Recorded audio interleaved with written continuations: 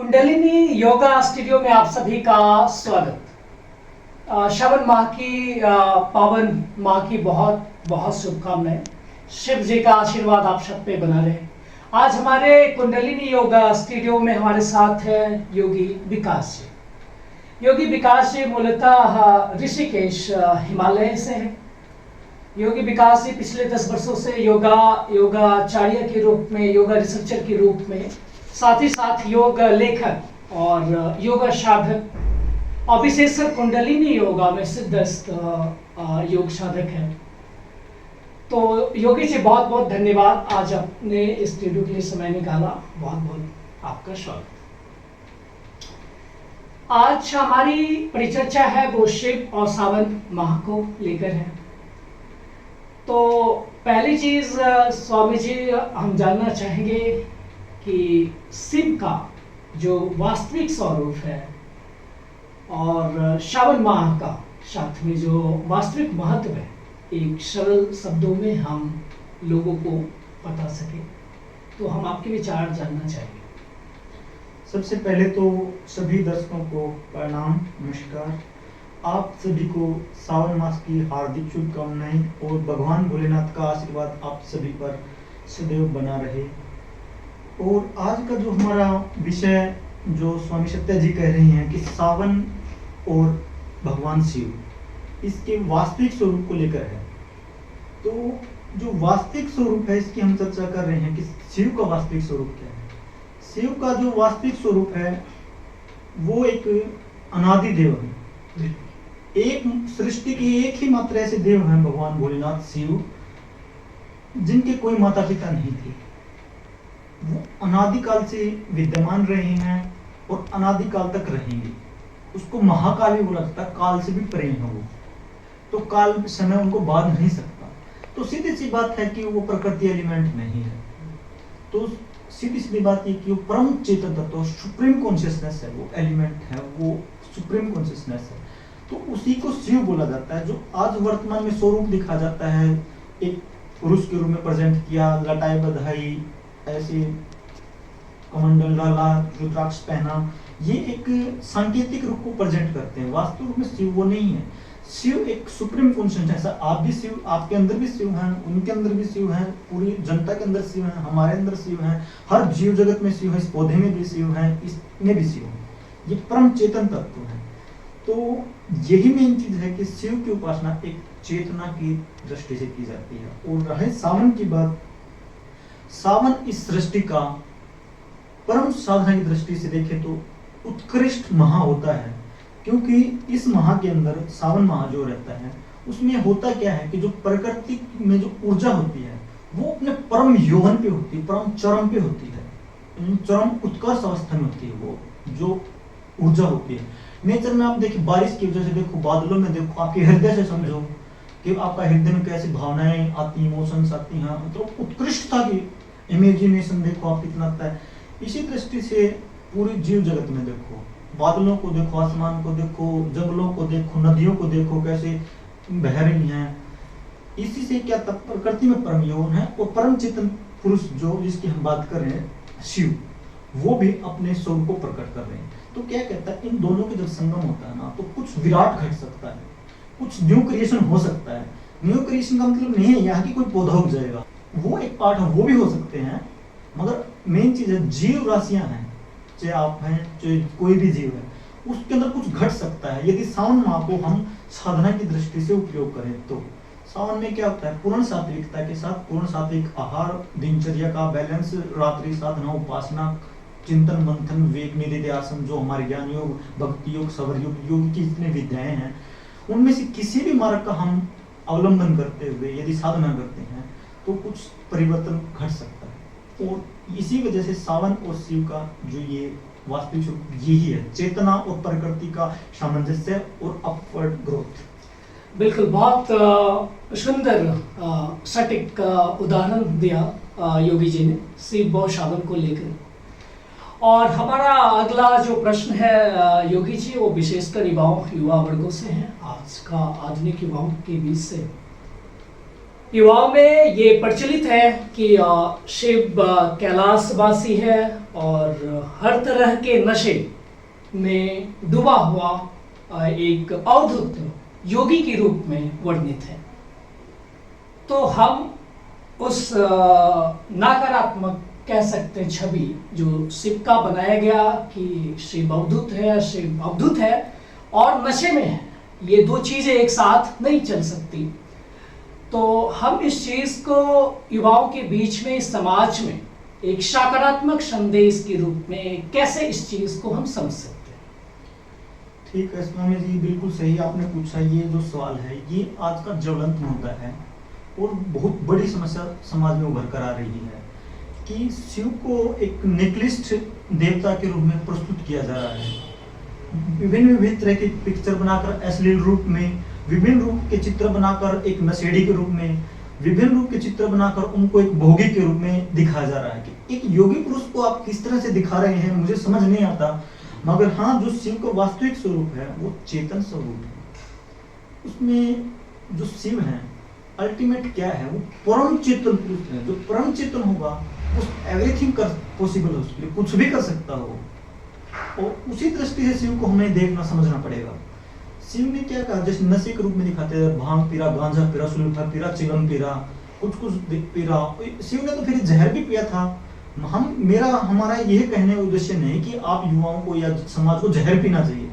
ये मैं स्पष्ट करना चाहता हूँ कि जो ये बुराई रूप दिखाए गए हैं कि भांग है, सुल्फा है, गांजा है, चिलम है और ये जो पॉइजन उन्होंने पिया, ये बुराई स्वरूप समाज में थे। तो वो कहते हैं जितने भी समाज, जीव जगत, सृष्टि, ब्रह्मांड, वनस्पति, ये एक शब्द को इकोसिस्टम में जो भी बुराई क्रिएट हुई वो शिव ने अपने ऊपर ली। तो वो शिव है, ना कि वो शिव है कि चिलम पी लिया। तो समाज में जो बुराई है उनका प्रतिनिधित्व कर रही हैं, जो बुराइयों का, उनको अपने ऊपर लोग तब माना जाएगा। आज हम ढूंढते फिरते हैं कि भांग कहाँ में, या देखता हूँ कि सावन का महीना है और हिमालय क्षेत्र तो शिव का क्षेत्र माना जाता है पूर्ण साक्षात रूप से।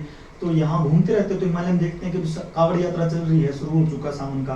तो यहाँ जो शिव के अपने आप को तथागत एक भगत मानते हैं, उपासक मानते हैं, वो आते ही चिलम कहाँ है, भांग कहाँ मिलेगी, सुल्फा कहाँ मिलेगा, भाई ये भी कुछ जहर कहाँ मिलेगा।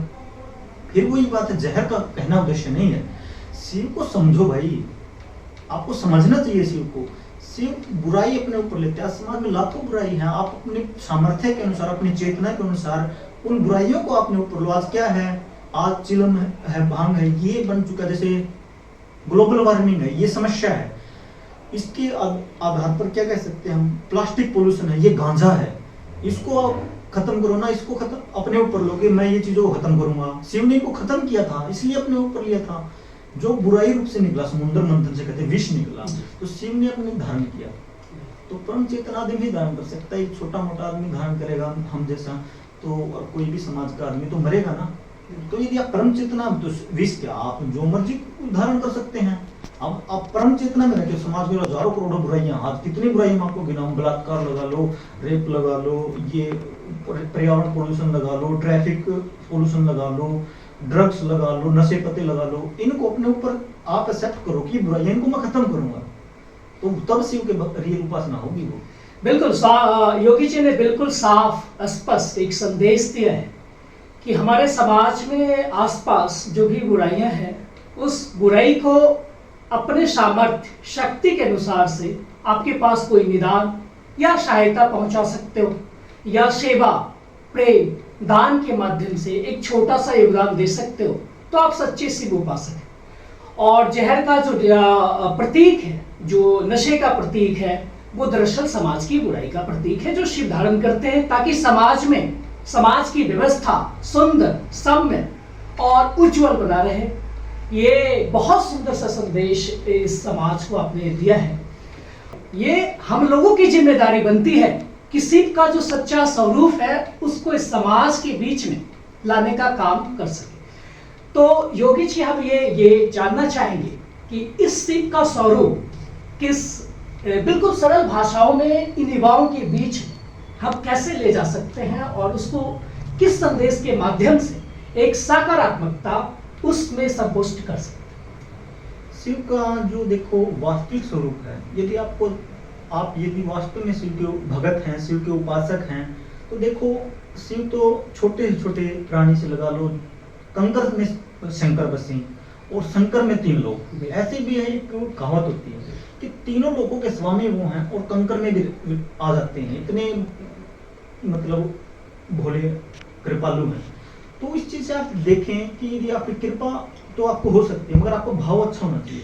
आप जो भी कार्य कर रहे हैं वो एक ना केवल समाज को हम एक दायरे में बांधकर, समाज एक छोटा वर्ड हो जाता है। मैं कहता हूँ पूरे इकोसिस्टम को, जो आज एक जो मॉडर्न शब्द पारिस्थितिक तंत्र जिसको बोलते हैं, उसके हित में हो, वैसा हम कोई काम करें, वैसा हमारा भाव हो, वैसे हमारा विजन हो, तो भोले बाबा की कृपा अवश्य आपको प्राप्त होगी, ये मेरा मानना है। और शिव ऐसे हैं कि यदि आपका भाव शुद्ध है तो सत्यम शिवम सुंदरम बोला जाता है कि सत्य ही शिव और शिव ही सुंदर है। तो ये जो है शिव का जो वास्तविक स्वरूप है, तो ये है कि शिव को वास्तविक उपासना करनी है तो आपको एक अपने अलावा भी जितना इकोसिस्टम है, आपके अलावा ये पौधा भी है, ये जितनी चीजें हैं या इकोसिस्टम आप देख पा रहे हैं, सबको ध्यान में रखते हुए अपना डेवलपमेंट करना, वो शिव का वास्तविक उपासक हो सकता है। तो अभी शिव को हमें उपासना करनी चाहिए कि सावन का महीना है, सात्विक आहार, सात्विक भोजन, और समाज में कोई मैसेज जाए, मानवता का भला हो, जीव जगत का भला हो, ऐसे कोई दिनचर्या पालन, ऐसी चीजों का हम पालन।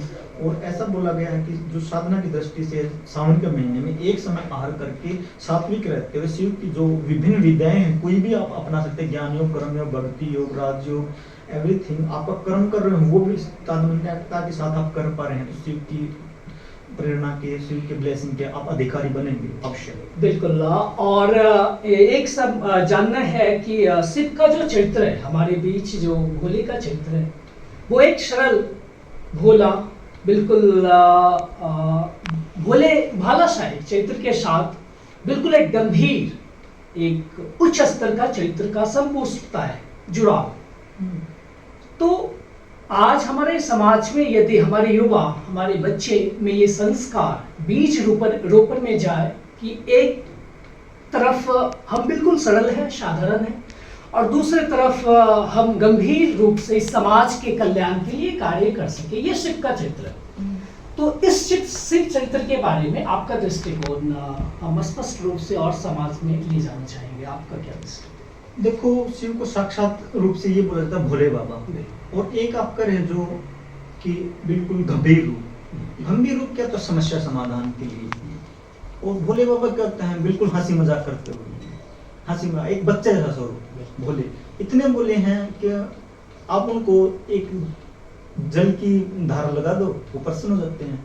और इतने गंभीर हैं कि कितने बड़ी चैलेंज आ गया, विष भी धारण कर लिया, उनको जल भी एक्सेप्ट है, उनको दुनिया सबसे खतरनाक से खतरनाक विष भी एक्सेप्ट है, उनको सामान्य परिस्थिति में रहना भी स्वीकार है, उनको कितनी ही चैलेंजिंग स्थितियां है उसमें रहना भी स्वीकार है। तो इससे एक समाज को हम ये संदेश भी दे सकते हैं कि सुख या दुख दोनों में क्षमता का भाव शिव का सच्चा उपासक साधक इस माध्यम से समझ सकता है कि हमारे जीवन में सुख हो या दुख, हम समभाव में स्थित हो, तो हम शिव के सच्चे उपासक, भक्त या शिव को मानने वाले लोग हैं। बिल्कुल, इसको हम इस दृष्टि से समझ सकते हैं। यदि चिंता में है तो फिर शिव नहीं हो सकते। आपको समस्या है तो चिंतन करना है। आज समस्या, मेन जो चैलेंज हो चुका सोसाइटी की, वो हो चुका चिंतन मंथन और निधि ध्यान जो प्रक्रिया, उसको हमने डिस्ट्रॉय कर दिया। उसके लिए कौन रिस्पॉन्सिबल है? समाज में इतनी चीजें बना दी गई हैं आपके सामने, टीवी एक ऐसा इंस्ट्रूमेंट आपको थोप दिया गया है कि आपके चिंतन मंथन और निधि ध्यान खत्म कर दिया गया। यदि आप गृहस्थी हैं, गृहिणी हैं, या आपके बच्चे हैं, आपको कार्टून नेटवर्क दिखा रहे हैं, ठीक है, वो देखना एक मनोरंजन के लिए एक दृष्टि से उचित है। यदि वास्तव में शिव का आपको अंत की प्राप्ति करनी है तो आपको चिंतन मंथन और निधि ध्यान जाना पड़ेगा। यानी सीधा सीधा मेरा मैसेज ये है कि समाज के लिए 1 या 2 घंटे फोन छोड़ के, टीवी छोड़ के अपने बच्चों को चिंतन मंथन के लिए समय निकालना पड़ेगा। विशेषतः वो बच्चे आपसे देखकर सीखते हैं, तो यदि माताजी और पिताजी 4 घंटे टीवी देखते हो तो बच्चों को आप फोन देखने से नहीं रोक सकते, वो एक सामाजिक बुराई है। तो शिव का आपको अंश प्राप्त करना है तो पहले आपको करना पड़ेगा, तब बच्चे को हो सकता है। बिल्कुल, संस्कार की बात यहाँ स्वामी जी ने कही है कि आज हमारे समाज में जो सोशल मीडिया है या टीवी या कोई और उपकरण जिसके माध्यम से हम अपने समय को बिल्कुल नकारात्मक दिशाओं में ज्यादा ले जा रहे हैं, और इस दिशा में बच्चों को आज दुर्भाग्य है स्वामी जी कि मुंबई, कोलकाता, बेंगलुरु जैसे शहर में बैठे बच्चों को ना तो राम के बारे में, ना शिव के बारे में या किसी भी चीज के बारे में कोई स्पष्टता या पता नहीं। तो हमारे विदेशी संस्कृतियों का जो दुष्प्रभाव हमारे ऊपर पड़ा, ये बहुत गहरा सदमा है। और सच में हमारे विदेशी आज शिव पे रिसर्च करते हैं, हमारे विदेशी शिव को जानने का प्रयत्न कर रहे हैं, और हम ना जाने किस चीज में डूबे हैं कि आज हमारे बच्चे युवा, कई बच्चे युवा, उनको पता ही नहीं कि शिव है क्या। अभी स्वामी जी, मैं कुछ दिन पहले रिसर्च कर पढ़ रहा था, एक अमेरिका में रिसर्च हुआ, तो ऐसा बताया गया था कि शिव है ना, अब हम रिसर्च परंपरा के लोग हैं, तो ऋषि शब्द की उत्पत्ति भी, रिसर्च शब्द की उत्पत्ति ऋषि शब्द से हुई है। और सबसे बड़ी रिसर्च का दर्जा, रिसर्चर का, अनुसंधानकर्ता का दर्जा शिव को ही मिला है। वो रिसर्चर के भी गुरु हैं, देवों के गुरु, देवों भी हैं, और भोलों के बच्चों के भी गुरु हैं, सृष्टि के हर जीव के गुरु हैं। तो इस रूप से आप उस शिव को समझ सकते हैं कि शिव हर परिस्थिति के लोगों पर, हर स्टेज के लोगों पर अपनी कृपा दृष्टि रखते हैं। बिल्कुल, बहुत सुंदर परिचर्चा। और ये चीज है कि हम इस पे योगी जी के किसी भी वैज्ञानिक जब वो लैब में होता है या रिसर्च कर रहा होता है, तो उसका जो गुण प्रकृति है वो तल्लीनता का है, समाधि अस्तित्व का, समाधि अस्तित्व। तो ये भी दर्शाता है कि कहीं शिव का प्रभाव भी है, जिसके बारे में आपने चर्चा की। ये जो ऋषि परंपरा या रिसर्च की परंपरा, वो शिव की शुरुआत है। तो कितने सुंदर अब ये मैसेज ये लोगों तक पहुंचे कि आज जो हमारा आधुनिक विज्ञान का भी जो रिसर्च है, कहीं ना कहीं शिव से प्रभावित है, और शिव इसके मेन कारक, रीढ़ की हड्डी है।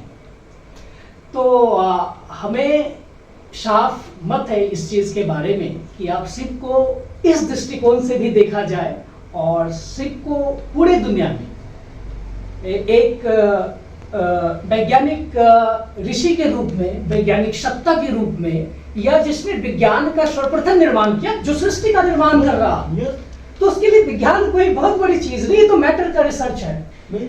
तो जो यूनिवर्स क्रिएटर है, वो कहीं ना कहीं एक छोटा सा पार्ट है जो आज के वैज्ञानिक लोग कर रहे हैं, और वो भी शिव का ही प्रेरणा से, शिव का ही गुण, जो क्वालिटी उनमें है, जो उनकी में गुण है, विशेषता है, वो शिव का है। तो ये इस चीज के बारे में जो कि कई लोग रिसर्च करते हैं, कई लोग युवाओं, पढ़े लिखे युवा, बौद्धिक युवा, उनके बीच में ये चीजें जाए, स्पष्ट हो।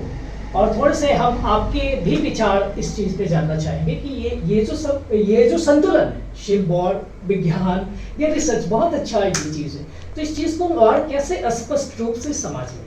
देखो, आपने एक इससे पहले वाले क्वेश्चन में क्या था, शिव एक गंभीर प्रश्न है, मतलब एक सांकेतिक रूप से गंभीरता को भी प्रकट करते हैं शिव। तो गंभीरता का मतलब ये नहीं है कि वो किसी चिंता में है, वो एक चिंतन में दिखाई देते हैं। एक हम कॉर्पोरेट में देखते हैं कि बॉस होता है, वो एम्प्लॉय होते हैं, वो टेंशन में हो जाते हैं। बॉस क्या होता है, चिंता में होगा तो समाधान नहीं, कभी नहीं निकाल सकता। बॉस भी होता है, तो हम कई बार ऐसे बैठे हुए देख लेते हैं किसी को, हम सोचते हैं कि यार पता नहीं क्या हो रखा है बॉस को, तो चिंता में लगे।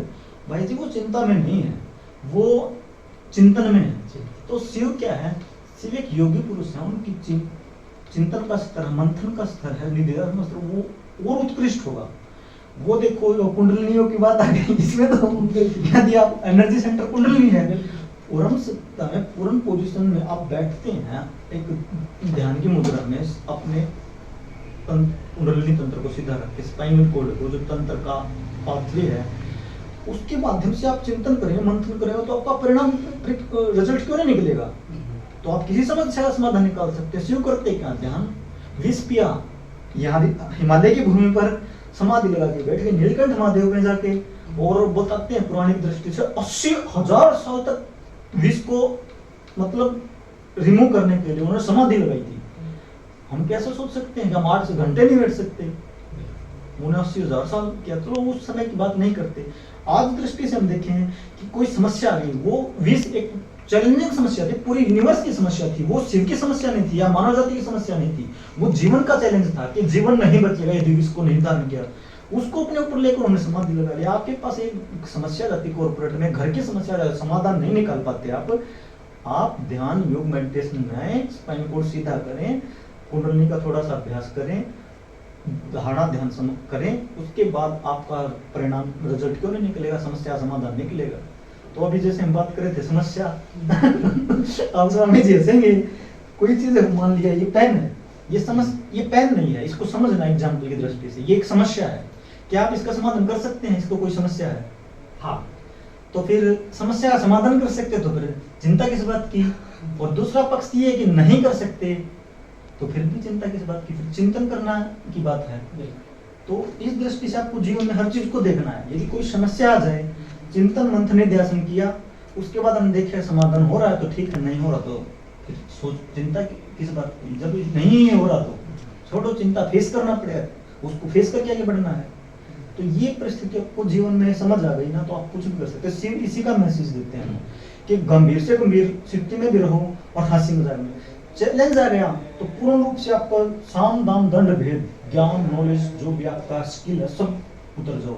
ऐसे एग्जाम्पल देखो ना, महाभारत थी, ए पर्सन ऑफ स्किल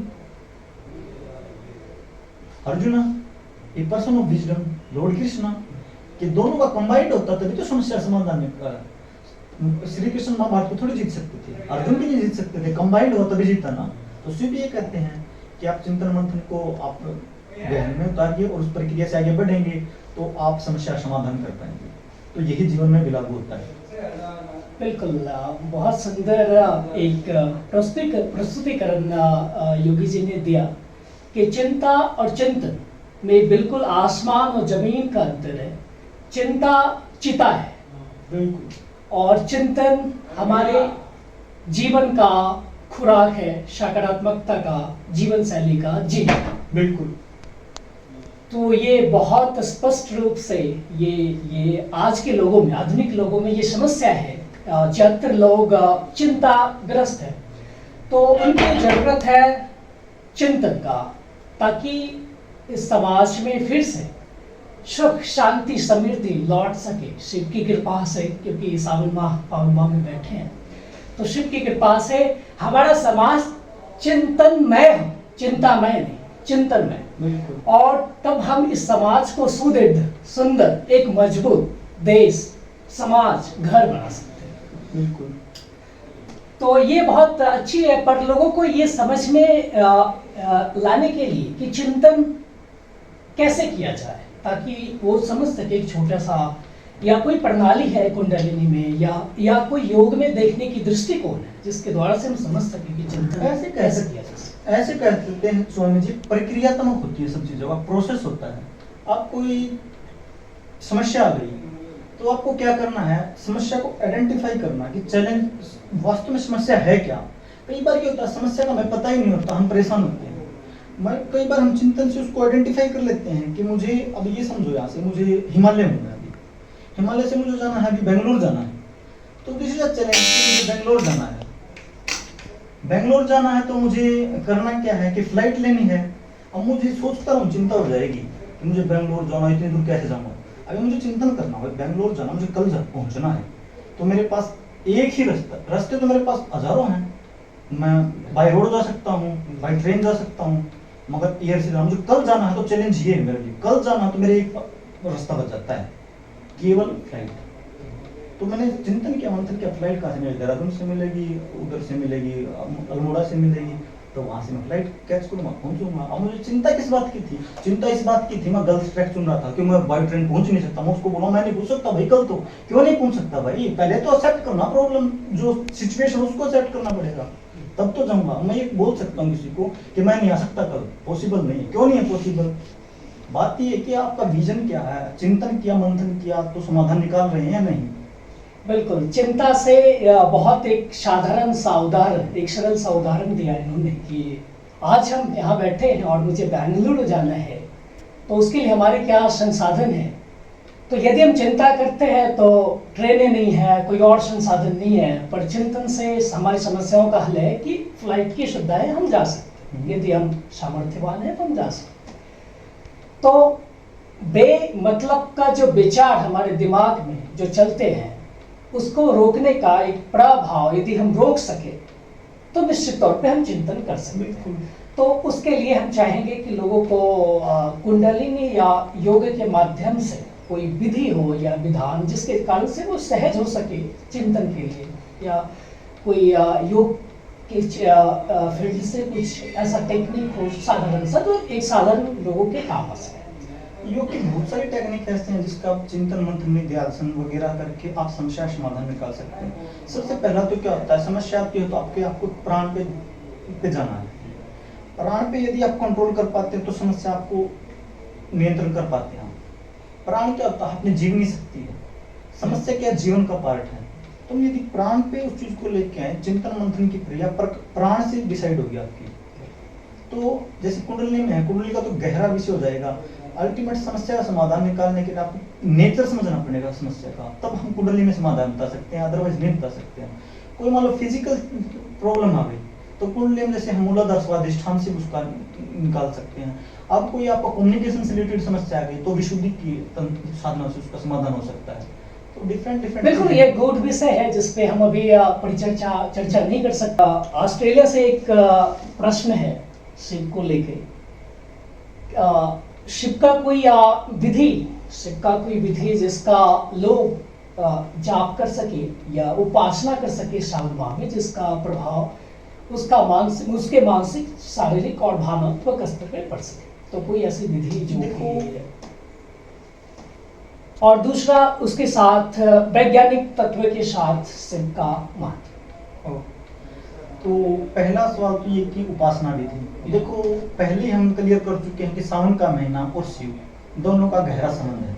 एक प्रकृति को रिप्रेजेंट कर रहा है, एक परम चेतन शिव सत्ता को। तो होता क्या है, आदमी जब पैदा होता है तो एक मनुष्य के रूप में पैदा होता है। अपने चिंतन मंथन साधना विधि के द्वारा, विवेक के द्वारा, भाव के द्वारा वो महामानव से बनते हुए देवताओं की तरफ, प्राप्ति की तरफ जा सकता है। एक होता है अपने निकृष्ट कर्मों से, गलत कर्मों से, कुकर्मों से वो पतन की तरफ जाता हुआ, कुकर्म बनता हुआ, पशु बनता हुआ, दानव और नीचे तक गिर सकता है। तो इस दृष्टि से भी महत्वपूर्ण है कि साधना काल इसलिए दिया गया। आप मनुष्य के रूप में पैदा होते देन आप साधना करेंगे किसी विशेष काल में, तो आप कम काल में साधना करते हुए उच्चता की तरफ बढ़ पाएंगे, तो चेतना की तरफ बढ़ेगा। उस दृष्टि से सावन से बढ़िया और क्या हो सकता है। और शिव का महीना है, सावन से बहुत बढ़िया है। इसमें क्या है, ज्यादा तो वैसे तो शिव के तो हजारों मंत्र में किस की बात करूं, मगर दो एक सामान्य जन के लिए जो मंत्र हम बात करते हैं, पहला मंत्र ओम नमः शिवाय और दूसरा जो महामृत्युंजय मंत्र है उसका आप जाप कर सकते हैं। उस सात्विक आहार तजिया का पालन करते हुए और अपना एनवायरनमेंट बना के, सबसे पहला एनवायरनमेंट था उस स्पेस क्रिएट करके वहीं करनी है। ऐसे एक सात्विक का वातावरण का, हाँ उसमें कैसे ओम नमः शिवाय, ओम को रिप्रेजेंट किया गया हमारे अध्यात्म की दृष्टि से देखें तो तीन जो हमारी चेतनाएं थी, आज की दृष्टि से समझे चेतन, अवचेतन और अचेतन अवस्था। ओम तीन मात्राएं हैं उसकी, वो उसको रिप्रेजेंट करता है चेतना के तीन स्तर को। और दूसरा हम क्या देखते हैं हमारे अध्यात्म विज्ञान में, वो क्या है, जागृत, सौपन और सुसुप्ति अवस्था को रिप्रेजेंट कर, जिसके बाद तुरीय अवस्था की प्राप्ति। वो खुद शिव है, उसकी प्राप्ति तब होती है जब इन पे आप सिद्धि कर लेते हैं। ओम के उच्चारण से क्या होता है, आपकी चेतना अपवर्ड होती है। चेतन वर्ड है ओम, कोई धार्मिक शब्द नहीं है, किसी धर्म मजहब का नहीं है ओम, एक साइंटिफिक प्रूव्ड है ये। और उसके बाद नमः शिवाय, ये चेतन था ओम, नमः शिवाय, नमः शिवाय 5 एलिमेंट प्रकृति का रिप्रेजेंट करता है। नमः शिवाय क्या है, नमः, मैं का मतलब अर्थ, माँ का मतलब वाटर एलिमेंट, और शिवाय का मतलब फिर सी का मतलब अग्नि एलिमेंट, वा का मतलब वायु एलिमेंट, एयर एलिमेंट, यह का मतलब फिर स्पेस एलिमेंट। तो कहते हैं कि इन दोनों को नमन करता ओम नमः शिवाय, परम चेतना को नमन करते हुए मैं इस सृष्टि के जो जनक हैं, पैदा करने वाले पंच महाभूत, उनको मेरा नमन है, वंदन है। यदि उनकी कृपा आप पर हो जाती है तो आप कुछ भी कर सकते हैं। वही चीज 5 एलिमेंट आपके शरीर में जुड़े हुए हैं। और दूसरा के जो आपके हृदय हैं, जिससे आप चल पा रहे हैं, जी पा रहे हैं, महसूस कर पाते हैं, वो एक सत्ता है इसके अंदर, चेतन सत्ता, जिसको हम आत्मा बोलते हैं। उस परम आत्मा या परम चेतना का ये अंश रहता है। तो उसकी दृष्टि से ओम नमः शिवाय बहुत ही उत्कृष्ट लेवल का मंत्र है। इसका आप निरंतर जाप कर सकते हैं। कम से कम सावन में ग्रह मैं करता हूँ तो 108 बार उसका मंत्र का जाप अवश्य करें। दिन में। और दूसरा मंत्र था महामृत्युंजय। ये आप जानते ही हैं, नासा ने भी इस पे मोहर लगा दी है कि क्वांटम फिजिक्स से जुड़ा मंत्र है और बहुत गूढ़ मंत्र है। ये भी सीधा आपके प्राणमय कोश से जुड़ा है। पंचकोश की अवधारणा जो हमारे योग में आती है, वो उसको समझे बिना योग की प्रोसेस नहीं हो सकता। जो शिव ने अनेक विधाओं को दिया है, मगर एक बेस दिया उनका प्रिंसिपल्स, जो पंचभूत का उसका पंचकोश का सिद्धांत है, उसमें एक प्राणमय कोश आता है, प्राणों के आधार पर ही होता है। उपनिषदों में जैसे गूढ़ विषय आता है कि प्राण ही सृष्टि को धारण करता है। प्राण की बात ये है कि श्वास और प्राण में डिफरेंस, ये गहरा विषय आ गया अभी। इसमें थोड़ा सा बताता हूँ, ज्यादा विस्तार से नहीं बात करते हैं। प्राण पूरी सृष्टि को धारण करता है। हम आज का साइंस क्या कहता है, धरती पे जीवन, हम और कहीं हम जीवन तलाश कर रहे हैं, मंगल प्लेनेट पर, चंद्रमा पर, कहते हैं वहां जीवन नहीं है। जीवन नहीं है ऐसी बात नहीं, जीवन है वहां, श्वास प्रश्वास नहीं है। जो तुम एलिमेंट ढूंढ रहे हो वो नहीं होंगे, प्राण तो है वहां। प्राण के बिना तो ये पूरा अस्तित्व खड़ा ही नहीं हो सकता ना। ये चल रहा है तो प्राण एक जुड़ा हुआ शक्ति। श्वास और प्राण में डिफरेंस होता है, वो अलग विषय है, उस पर हम चर्चा नहीं करते। और जो हम महामृत्युंजय की बात कर रहे थे, वो सीधा के प्राण को इफेक्ट करता है। बिल्कुल, तो स्पष्ट तरीके से योगी जी ने बताया कि हाल फिलहाल एक रिसर्च भी वो आप लोग को बताऊं कि बिहार स्कूल ऑफ योगा और नासा के द्वारा एक संयुक्त रिसर्च आया क्वांटम मशीन को लेकर। जब महामृत्युंजय मंत्र का चैंट किया गया, जब महामृत्युंजय लगभग 300 लोग एक साथ, तो क्वांटम मशीन भी बंद होना पड़ा। वो टिक टिक करके उसकी ऊर्जा की इतनी क्षमता है कि क्वांटम मशीन भी बंद हो गई। तो ये बिल्कुल वैज्ञानिक तत्व के साथ योगी जी ने ओम नमः शिवाय और महामृत्युंजय मंत्र का जप बताया। बहुत बहुत। और एक लास्ट में कंक्लूड करना चाहता हूँ कि ये योग है ना, ये बहुत गूढ़ विषय है। और जो आज के समय में जो बना दिया गया वो योग नहीं है। एक योग का सेगमेंट उठा के आसन को जिम्नास्टिक के साथ जोड़ दिया, सिर के ऊपर पैर रख लिए और कुछ कर्तव्य करके दिखा दी, वो योग नहीं है। यदि आपका प्राण नहीं जुड़ता तो कोई योग क्रिया नहीं है। वो तब प्राण जुड़ने के बाद भी योग क्रिया बनती है। वो योग कुछ डिफरेंट चीज है। जैसे स्वामी निरंजनानंद का मैं पढ़ रहा था एक दिन दर्शन, तो उसमें मुझे बहुत गूढ़ विषय लगा कि बहुत अच्छी बात एक लिमिटेड 3 शब्दों में बोल दिया उन्होंने कि योग होगा तो पूरा होगा, नहीं तो होगा ही नहीं। यदि योग करना तो पूरा करो, नहीं कुछ मत करो। तो आसन उसन मत करो, यदि आपको करना तो योग पूरा करो। उसमें आप यम नियम, आसन, प्राणायाम, धारणा, ध्यान, ज्ञान योग, भक्ति योग, ये सामंजस्य समग्र योग समग्र योग की बात करते हैं, तभी आप अपलिफ्टमेंट हो पाओगे। अदरवाइज तो क्या, कारोबार करना तो आप कुछ भी करते रहो। बिल्कुल, तो बहुत सुंदर प्रश्न। मैं आशा करता हूँ कि ऑस्ट्रेलिया से जो भी साधक ये प्रश्न पूछा गया, जिस भी साधक के द्वारा, उनको स्पष्ट रूप से एक वैज्ञानिक तरीके से शिव उपासना का महत्व पता चला। तो अगले हम प्रश्न पे आएंगे स्वामी जी। वो एक ज्वलंत प्रश्न है भारत में बुद्धिजीवियों का। उनका हमेशा ये तर्क होता है कि हम जो शिवलिंग पे दूध चढ़ाते, क्यों चढ़ाए? वो किसी गरीब के बच्चों को बांटना चाहिए, समाज में और कई काम कर सकते हैं, शिवलिंग पे ही दूध की बर्बादी क्यों?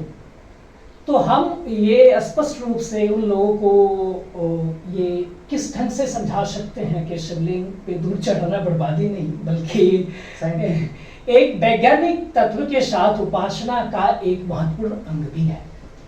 देखो, बिल्कुल सही क्वेश्चन आपका, ज्वलंत मुद्दा रहा। बहस भी चलती है इस मुद्दे को लेकर, हालांकि बहस का मुद्दा बिल्कुल नहीं, साइंटिफिक प्रूव्ड विषय है ये।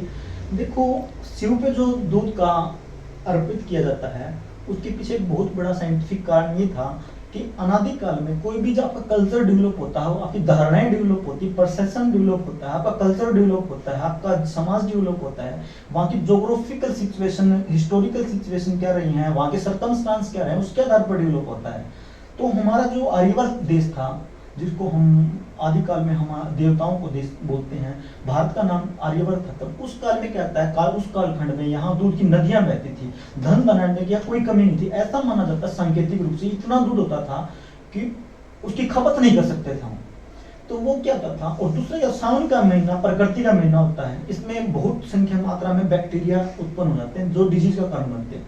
और कोई भी कच्ची चीज होगी उसके अंदर वो इजी से पनप सकते हैं। तो कच्ची सब्जियां और फल भी चढ़ाए जाते हैं इसके कि ना केवल दूध, तो रिप्रेजेंट करता है कि वो बैक्टीरिया पैदा करते हैं। इसलिए शिव वो बुराई है समाज में, आपके जीवन पर खतरा हो सकता है, वो मुझे दो। तो शिव इस दृष्टि से अपने पर स्वीकार करते थे। जहर पिया था तो जहर क्यों शिव को पिलाया? फिर तब भी बांटना ही था वो। फिर तो अब ये तथ्य है आधारित प्रश्न है, ये इसका कोई आधार नहीं है। शिव केवल बुराइयों को रूप लेते थे, और आज ऐसा नहीं है कि शिव पर कोई बाल्टी भर के दूध डालता है। मैंने तो नहीं देखा आज तक, आज इतनी यात्राएं की मैंने, साउथ से नॉर्थ से पूर्व से पश्चिम पूरे इंडिया में घूमा, कहीं मैंने ये भी नहीं देखा। बड़े बड़े शिव के शिवालय देखे मैंने, शिव को दूध इतना ही डाला जाता, 10 लीटर पानी में किसी ने 1 लीटर डाल दिया, आधा लीटर डाल दिया। सांकेतिक रूप से आज इतना है नहीं हमारे पास, तो आज हमारी आवश्यकताओं की पूर्ति करनी होती है। और दूसरा क्या है, सावन के महीने में कोई चीज खानी होती है वो पका के ही खानी होती है, कच्ची चीज हम नहीं कर सकते, कच्चा दूध भी नहीं पी सकते।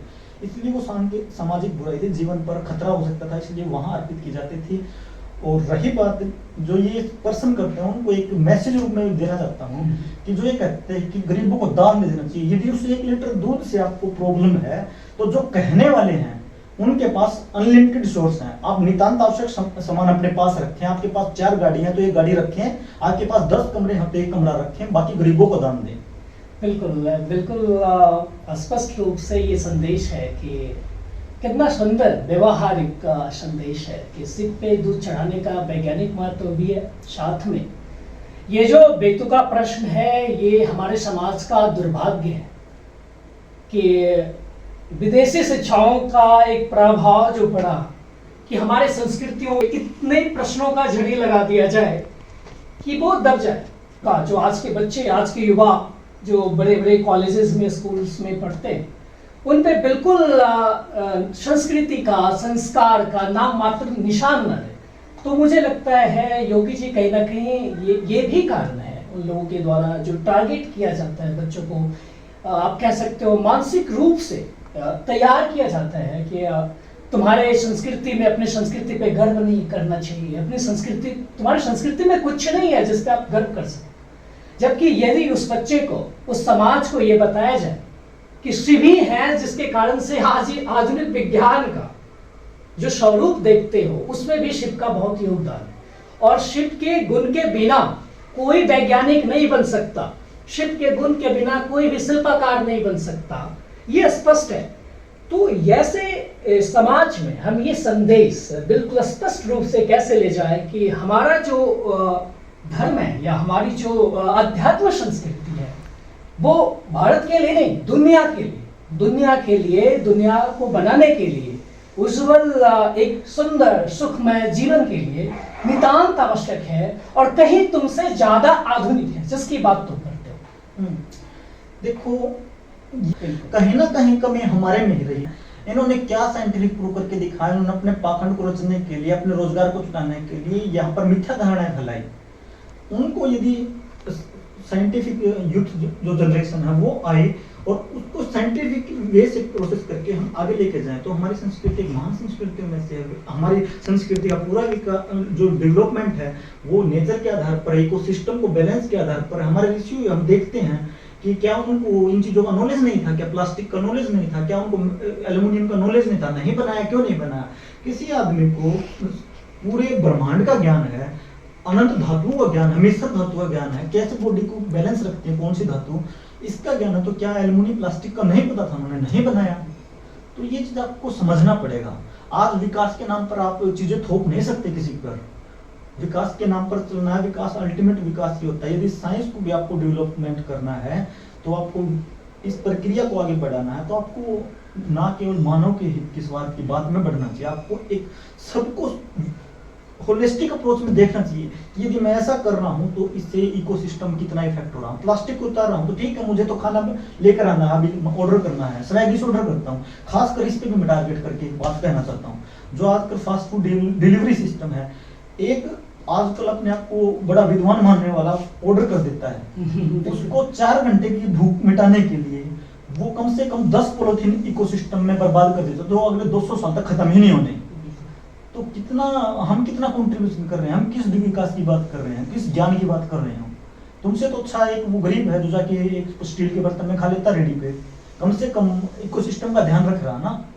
या तो तुम ऐसा कोई कार्य कर रहे हो कि कोई नहीं, मैं 5 पॉलिथीन क्रिएट तो कर देता हूँ, मगर मानवता की बुलाई के लिए इससे लाख गुना कोई काम कर रहा हूँ, मगर वो भी कोई करते दिखाई नहीं देता मुझे। तो बिल्कुल चेतना का बिल्कुल अभाव है हमारे आज के समाज में, और हम केवल बौद्धिक बातें करते हैं और साधना की बातें होती नहीं है, जिसके कारण से हमारे, और दूसरी चीज़ आपने बहुत गंभीर चीज़ का इन्होंने अभी बताया कि किस कारण से हमारे धर्म का नाश हुआ या धर्म हमारे बिल्कुल नीचे की शैया पे गई।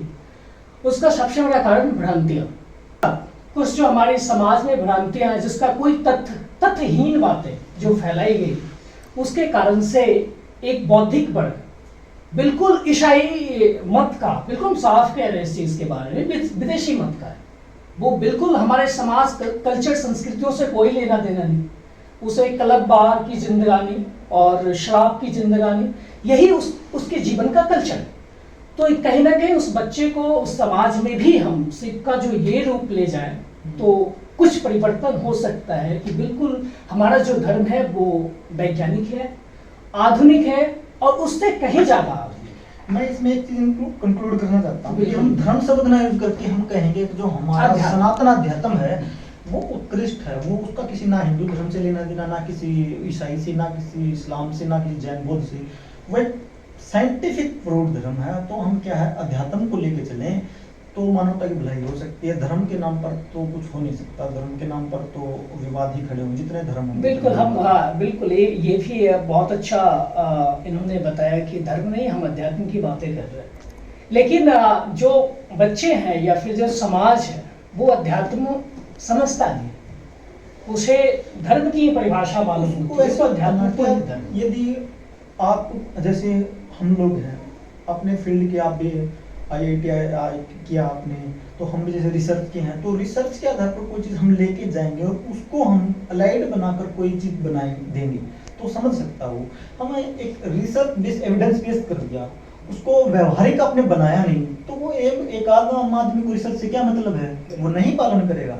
तो हमारे पूर्वजों ने बनाया कि तुलसी में पानी देना है, तो ठीक है, उन्होंने साइंटिफिक अप्रोच की बैकग्राउंड पे रखा, प्रमोट किया कि आपको संस्कार में डालो इस चीज को, पानी देना है।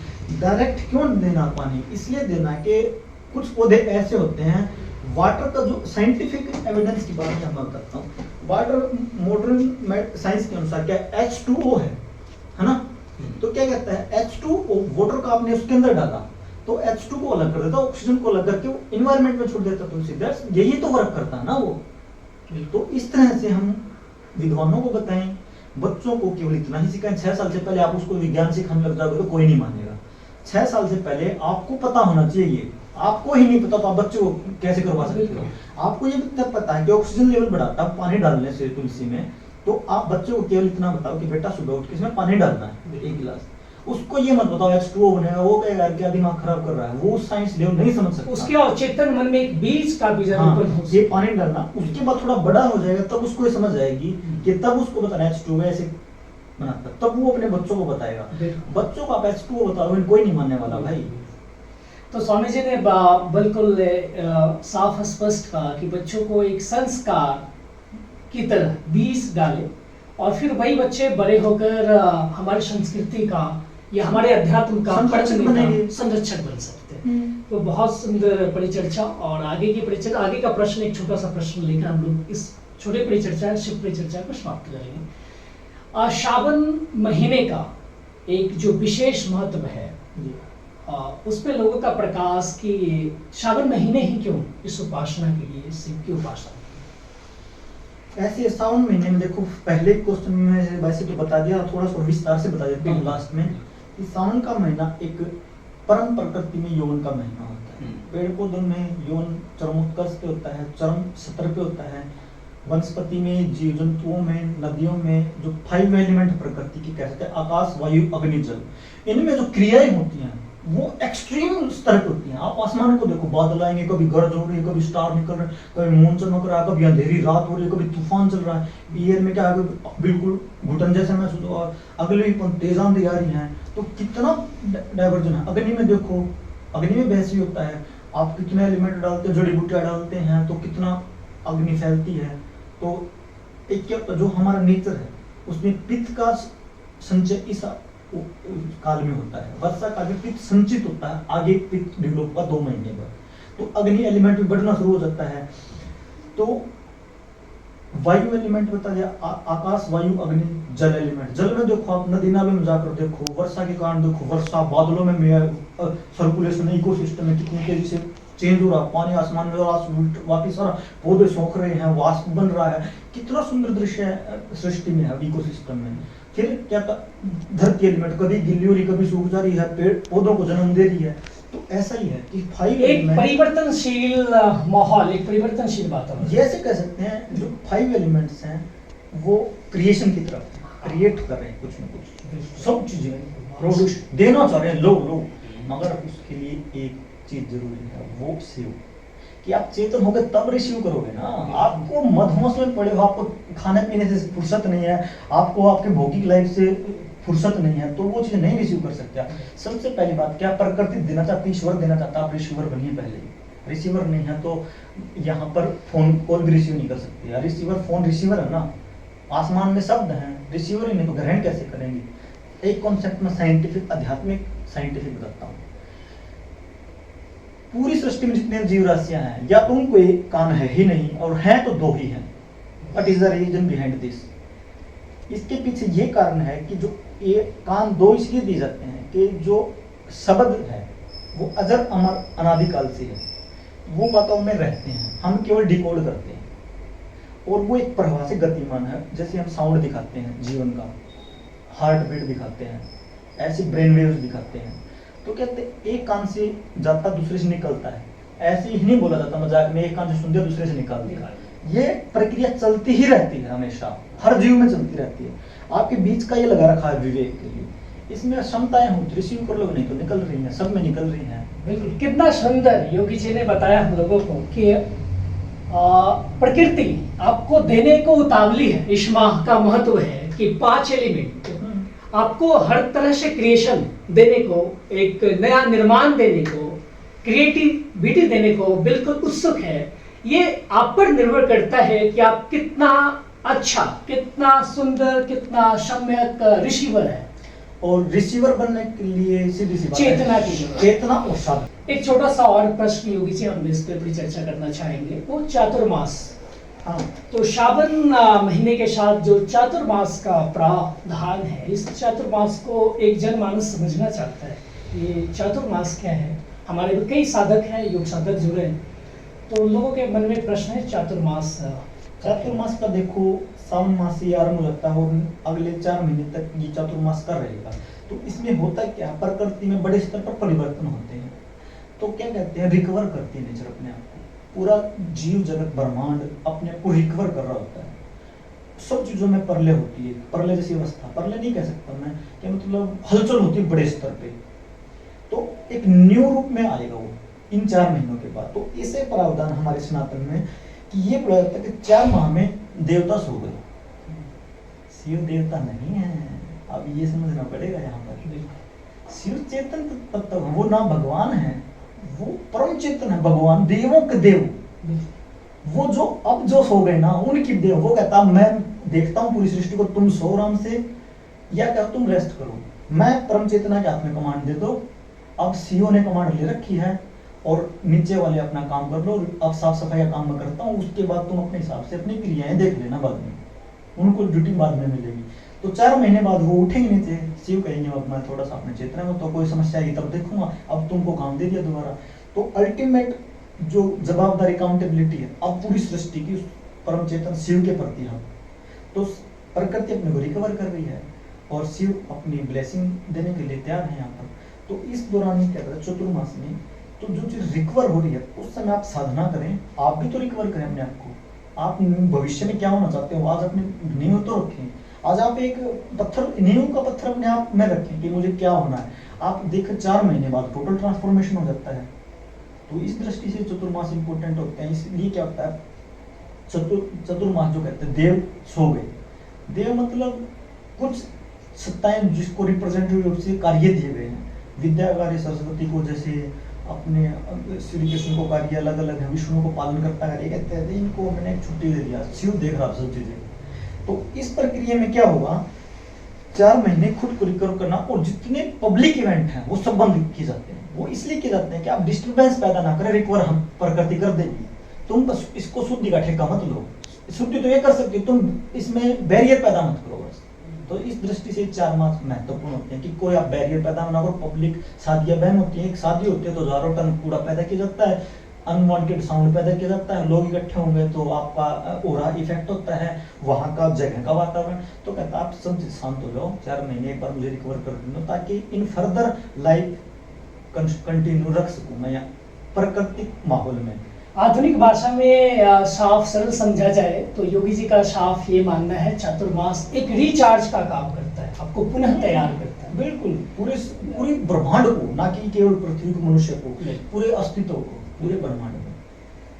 तो इस सुंदर शिव परिचर्चा के लिए योगी जी आपका बहुत बहुत धन्यवाद। आप कुंडलिनी योग स्टूडियो में आए और शिव जी पे एक सार्थक चर्चा की, उसके लिए धन्यवाद। हम पुनः चाहेंगे आगे इस चर्चा को जारी रखें, और जब भी समय मिले आप बिल्कुल कुंडलिनी योग स्टूडियो में। हाँ, जाते जाते हम एक बार निवेदन कर देते हैं, क्योंकि सावन का महीना है, शिव का महीना है, शिव के भगत कावड़ यात्रा पे हैं और बहुत बड़ी मात्रा में शिव की फ्रेंड फॉलोइंग, आज की भाषा में कहें तो इसकी शिव के इतने भगत हैं, भगतनी है, साध्वी है, साधक हैं।